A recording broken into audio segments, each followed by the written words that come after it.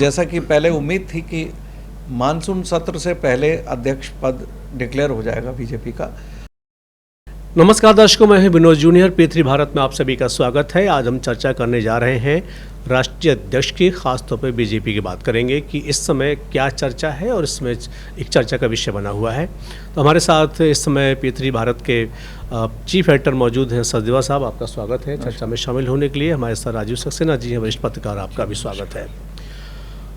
इस समय मानसून सत्र भी शुरू होने वाला है और इधर राष्ट्रीय अध्यक्ष पद की भी चर्चा इस समय ज़ोर शोर से है। कौन होगा?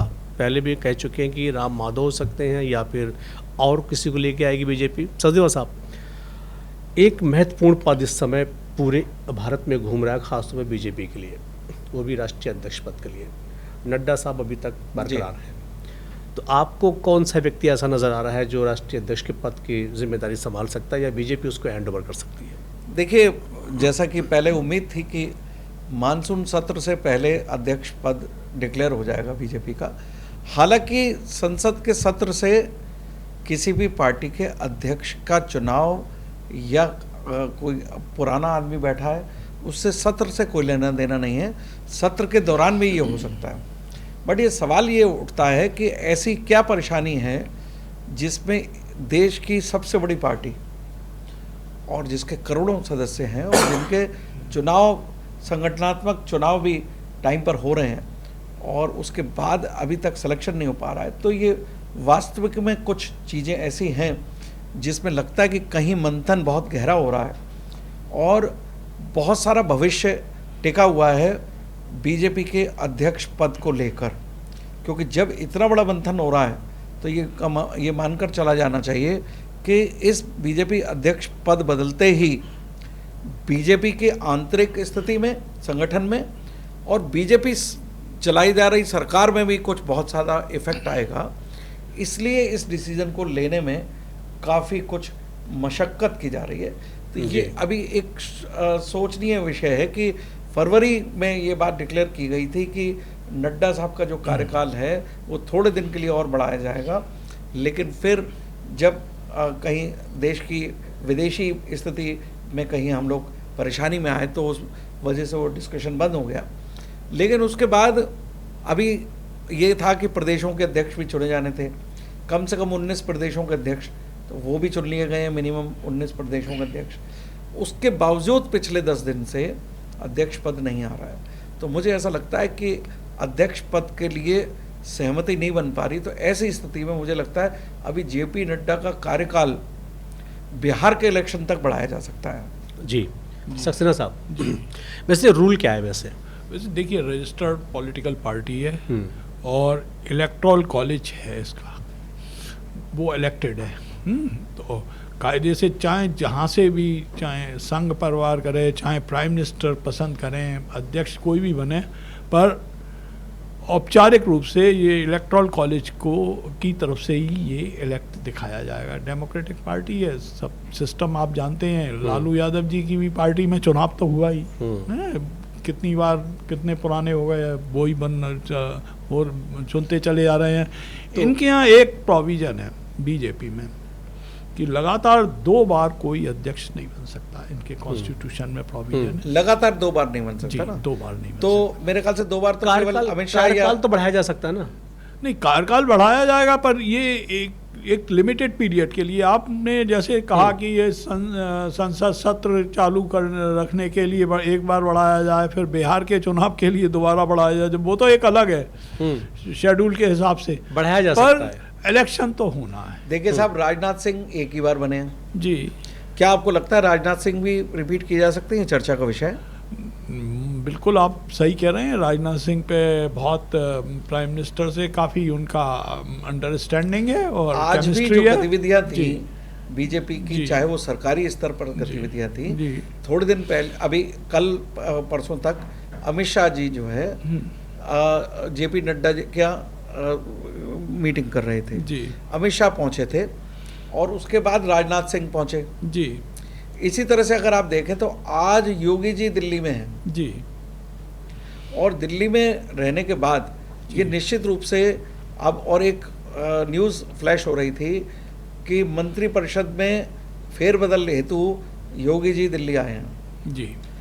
तो अगर आपने ध्यान दिया हो तो अभी केशव प्रसाद मौर्य भी ये चर्चा में आए थे कि केशव प्रसाद, आप सब लोग ध्यान दें तो अभी यूपी का प्रदेश अध्यक्ष नहीं चुना गया है। नहीं, आपके इसमें अध्यक्ष पद से कहीं ना कहीं लिंक है किसी चीज़ का। आपके सवाल में दो चीज़ें आ रही हैं सर जी।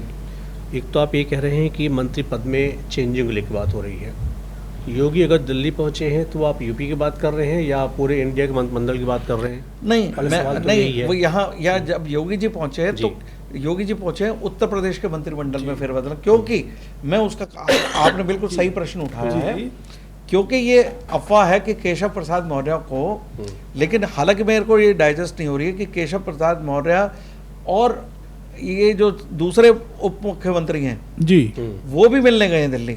उप मुख्यमंत्रियों को फेरबदल करके हटाया जा रहा है, उनको संगठन में ले जाया जा रहा है, और शायद संगठन में ले जाने के बाद ही अध्यक्ष पद का, राष्ट्रीय अध्यक्ष पद का चुनाव रुका हुआ है। तो कहीं केशव प्रसाद मौर्य या हमारे जो ब्रजेश पाठक हैं, ये दोनों लोगों को बुलाया गया। फिर आज मुख्यमंत्री पहुंचे हैं, तो मंत्रिमंडल अगर मान लीजिए आपके उत्तर प्रदेश के मंत्रिमंडल में से 2 व्यक्ति अगर संगठन में चले गए या 1 व्यक्ति संगठन में चला गया, तो उत्तर प्रदेश के मंत्रिमंडल में फेरबदल होगा। मैं केंद्रीय मंत्रिमंडल की भी नहीं बात कर रहा। केंद्रीय मंत्रिमंडल में योगी जी नहीं जाते, लेकिन क्योंकि केशव प्रसाद मौर्य और ब्रजेश पाठक को भी डिस्कशन में दिल्ली बुलाया गया है, तो इस बात को बल मिलता है कि क्या इन दोनों व्यक्तियों को सरकार से हटाकर संगठन में ले जाने का आधार फिर राष्ट्रीय अध्यक्ष की तरफ जा रहा है या नहीं जा रहा। बिल्कुल। तो फिर तो सवाल ये भी होता है कि यूपी में अगर 15% अगर बदलाव होता है जी तो फिर उप मुख्यमंत्री भी ढूंढना पड़ेगा। नहीं, देखिए मैं समझता हूँ आप एक चीज सक्सेना साहब, मैं बीच में टोक रहा हूँ। आप अगर स्थिति देखें तो 2 मुख्यमंत्री तो संतोषजनक काम करने के लिए बनाए गए थे, और उस समय योगी जी की इच्छा नहीं थी मुख्यमंत्रियों को लेने की। लेकिन आज शायद हो सकता है योगी जी की शर्त हो कि ये उप मुख्यमंत्री जितने आपने 2 बैठा रखे हैं, और शायद मैं समझता हूँ क्रियाकलापों में भी कहीं अंतर तो दिखता नहीं है। अब योगी जी स्थापित हो चुके हैं, तो मुझे लगता है कि योगी जी की भी कहीं डिस्कशन चल रहा है कि उप मंत्री पद की जरूरत नहीं है, मंत्रिमंडल में लिए जा सकते हैं, एक व्यक्ति संगठन में जा सकता है और एक व्यक्ति मंत्रिमंडल में लिया जा सकता है। जरूरी थोड़ी कि उप मुख्यमंत्री पद बना रहे। ये भी क्या ये तो आपको लगता है समीकरण चेंज हो सकता है? ये तो राजनीतिक साधना हो सकती है कि एक वर्ग को जो है साधने के लिए, और सारी चीजें हैं वो तो एक उनका अपना अंदरूनी मामला है, इस तरह से देखा जाए। नहीं, अंदरूनी मामला क्या है, राजनीतिक देखिए चर्चा करने का अधिकार है। देखिए केशव प्रसाद, हम तो संभावनाओं की बात कर रहे हैं ना। देखिए केशव प्रसाद मौर्य से मुख्यमंत्री जी के जो रिश्ते हैं आज छुपे नहीं है किसी से भी, हैं। और मुख्यमंत्री जी कई बार कह चुके हैं मुझे एक ही उप मुख्यमंत्री पर्याप्त है, पार्टी की इनसाइड बैठकों में ये कह चुके हैं। और बहुत सारे लोग महत्वाकांक्षी हैं, वो चाहते हैं कि उन्हें उप मुख्यमंत्री बनाया जाए। प्रतिस्पर्धा चली तो वो सोचते हैं कि इसको रिड्यूस कर दिया जाए। कई और देश के मॉडल हैं, उनमें कह रहे हैं 5 मुख्यमंत्री हैं, 4 मुख्यमंत्री हैं, उप मुख्यमंत्री हैं, तो आप यूपी में कर दीजिए। वो इसे इग्नोर करने वाले समय में 3 भी हो सकते हैं। आपको लगता है कि केशव प्रसाद मौर्य राष्ट्रीय अध्यक्ष बन सकते हैं क्या? नहीं, मुश्किल है, बहुत ही मुश्किल है, क्योंकि उसमें सीधा सीधा रोड़ा योगी जी हैं। अगर केशव प्रसाद मौर्य राष्ट्रीय अध्यक्ष आते हैं तो योगी जी के लिए बहुत कठिन समय हो जाएगा, और वो किसी भी तरह से कोई भी दल, बीजेपी नहीं चाहेगी कि कोई अपरिहार्य स्थिति बने या कोई इस तरह की स्थिति बने जिसमें कि कोई सहज ना, क्योंकि मौर्य जी के और योगी जी के संबंध सबको पता है। तो मौर्य जी का अध्यक्ष बनना तो किसी भी तरह से संभव नहीं लगता उत्तर प्रदेश की स्थिति देखते हुए। बीजेपी की अभी तक की नीति रही है कि जो एक्टिव बिजनेसमैन है उसे संगठन के पदों पर ना रखा जाए, क्योंकि संगठन बड़ा सीरियस होता है। क्या आपको लगता है मौर्य जी एक्टिव बिजनेसमैन है? मैं अब जीएसटी नंबर तो मुझे नहीं मालूम, पर इलाहाबाद में अच्छा खासा उनका साम्राज्य है, व्यापार का, उनका बिजनेस है अच्छा, उनके सबऑर्डिनेट्स का या केयर ऑफ उनके अपने इंटरेस्ट हैं। चलिए बिजनेस के नहीं, आपको क्या लगता है कि जेपी नड्डा साहब भी रिपीट हो रहे हैं अभी? जेपी नड्डा साहब एक का टाइम एक्सटेंड होगा थोड़ा थोड़ा, क्योंकि वो फिल कर रहे हैं एक रिक्वायरमेंट को। बाकी मेरे को नहीं लगता, जेपी नड्डा खुद भी नहीं चाहते हैं सब। मतलब आप जानते हैं हिमाचल की प्रदेश की जो राजनीति है उनकी पहली प्रायोरिटी है सेंट्रल मिनिस्ट्री से ज़्यादा वो चाहते हैं किसी तरीके से हिमाचल का टेक ओवर किया जाए है। उसके लिए कई बार इंटरनल उनके प्रयास भी रहे हैं, सबको मालूम है, पर ये अभी नहीं हो पाया है। पर जेपी नड्डा अभी कंटिन्यू करेंगे और मानसून सत्र के नहीं बाद। तो आपको लगता है कि राजस्थान से किसी को प्रोजेक्ट कर सकते हैं? नहीं, राजस्थान से कोई भी नहीं है। या एमपी से कोई आ सकता है? नहीं जी, महाराष्ट्र से कोई आ सकता है? देखिए, प्रदेश की बात नहीं है, यहाँ पर व्यक्तित्व चल रहे हैं। कौन सा ऐसा व्यक्तित्व है जिसमें कि आरएसएस और बीजेपी के दो शीर्ष व्यक्ति सहज हों, असहज ना हों? तो कई लोग ऐसे हैं जिनका आधार आरएसएस से है और लेकिन संगठन में भी काम किया है, बीजेपी के भी, आरएसएस के संगठन में काम किया, फिर बीजेपी के संगठन में भी काम किया है। तो उन्हीं में से व्यक्ति चुना जाएगा। लेकिन मुझे ऐसा लगता है कि जिस तरह से ये बातें छनकर आ रही हैं और उसमें विपक्षियों का तो ठीक है, लेकिन जनता का भी ये रुख नज़र आ रहा है कि जनता भी उत्सुकता से देख रही है कि भाई ऐसी क्या प्रॉब्लम है कि अध्यक्ष पद डिक्लेयर करने में इन्हें काफ़ी कुछ सोचना पड़ रहा है। तो ये आज एज ए पब्लिक मेंबर भी मैं भी महसूस करने लगा हूँ कि ऐसा क्या टेक्निकल इशू फंसा हुआ है जिसमें जेपी नड्डा का कार्यकाल लगातार बिना घोषणा के लगातार चले जा रहा है। तो मुझे गाना आ रहा कि यूं चला राही चला तो मुझे लगता है कि नड्डा साहब चलते हुए नजर आ रहे हैं दिसंबर तक किसी भी पार्टी के लिए। लेकिन बिहार के इलेक्शन में जेपी नड्डा साहब का इस समय बिहार के प्रभारी मुझे याद नहीं है, बिहार के प्रभारी कौन है सक्सेना साहब? मैं इमीडिएट तो नहीं कह सकता, पर बिहार में जो लीडर हैं जो तो क्या वो अध्यक्ष पद चुनने से बिहार के कैबिनेट अध्यक्ष पद चुनने से बिहार के नहीं, बिहार में अध्यक्ष और बीजेपी का सवाल ही नहीं है। बिहार में शुद्ध कास्ट पॉलिटिक्स है। सक्सेना साहब, आज चुनाव में रैली की मोदी जी ने और बहुत सफलतम रैली मानी जा रही है। तो क्या आपको लगता है कि ये उनका जो आत्मविश्वास है ये जताता है कि मोदी जी और अमित शाह जी दोनों ही अध्यक्ष पद तय कर चुके हैं लेकिन डिक्लेयर नहीं करना चाहते हैं? नहीं, ऐसा नहीं है। अब उनकी अपनी मजबूरियां हैं और पार्टी के इंटरनल प्रेशर पॉलिटिक्स है। अध्यक्ष प्रदेशों को अध्यक्ष भी चुन लिए गए लेकिन पार्लियामेंट्री बोर्ड की मीटिंग अभी भी नहीं बुलाई गई। वो एक मैं आपको कह तो रहा हूँ, ये फॉर्मेलिटी भले ही हो पर ये एक इलेक्टोरल कॉलेज है, उसे बीजेपी के जो कॉन्स्टिट्यूशन के हिसाब से नहीं, जिस तरह के उन्होंने अमित शाह जी ने एक बार संसद में बोला था उनके अखिलेश यादव के कटाक्ष में, हाँ जी, कि आपके घर में तो मैं तो आपको गारंटी दे सकता हूं कि आप तो 25 साल भी अध्यक्ष बने रहेंगे, लेकिन हमारी पार्टी में एक प्रोटोकॉल है और एक सिस्टम है और सिस्टम के तहत ही जाएंगे। तो क्या लग रहा है कि वो सिस्टम फॉलो नहीं कर पा रहे हैं या सिस्टम को अभी ब्लॉक कर रखा है? नहीं, अखिलेश यादव जी को काफ़ी जानकारियाँ नहीं है। अगर उन्हें जानकारी होती तो बलराज मधोक का उल्लेख कर सकते थे। मधोक जी और वाजपेयी जी के बहुत कन्फ्लिक्ट रहे हैं।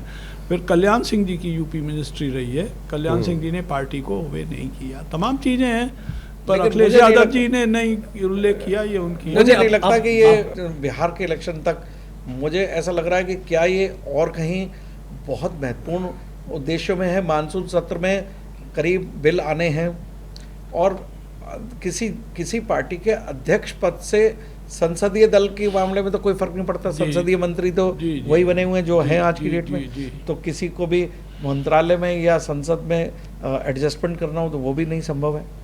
ऐसी स्थिति में अगर अध्यक्ष पद किसी को दिया जाता है केंद्रीय मंत्री को, तो उसमें तो खैर मानसून सत्र में फर्क आ सकता है साहब।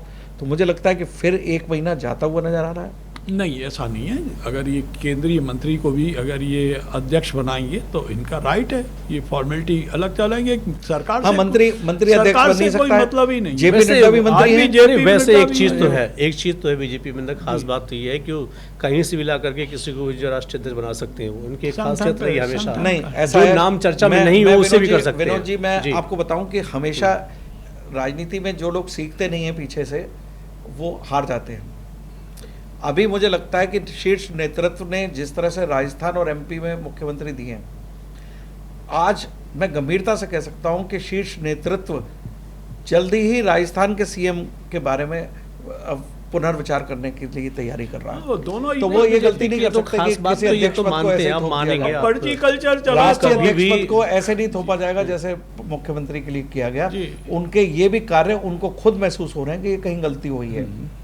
तो राष्ट्रीय अध्यक्ष तो ऐसा नहीं होगा। राष्ट्रीय अध्यक्ष जो निश्चित होगा, शायद मैं समझता हूँ कि वो समय इसलिए लिया जा रहा है, उसमें एक सहमति नहीं बन पा रही है जिसमें मोदी जी और अमित शाह और आरएसएस के जी। बीच में एक कॉमन सेंस, जो एक न्यूट्रल पर्सन नहीं आ पा रहा है जो दोनों को संतुष्ट कर रहा हो।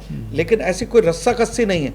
मैं समझता हूँ मंथन चल रहा है आरएसएस और बीजेपी में, क्योंकि आने वाले समय पे एक रिटायरमेंट का मुद्दा और उठाया गया है, तो निश्चित रूप से अध्यक्ष पद उस पर प्रभावित होगा।